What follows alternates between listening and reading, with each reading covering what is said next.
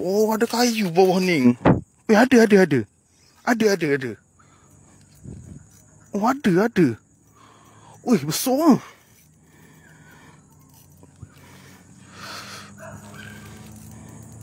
Ada gerok lagi ni. Oh, sudah putus pulak dah. Oh, tak ada, terlepas dah. Tak digerok lagi ni, terlepas dah. Oh, nyesalnya pakai set US. Wah, salah pula aku terbakar besi ni.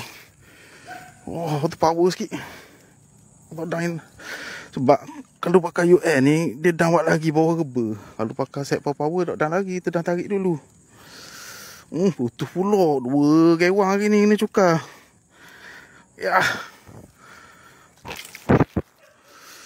Kan ada lagi, sebab tadi gerok tadi.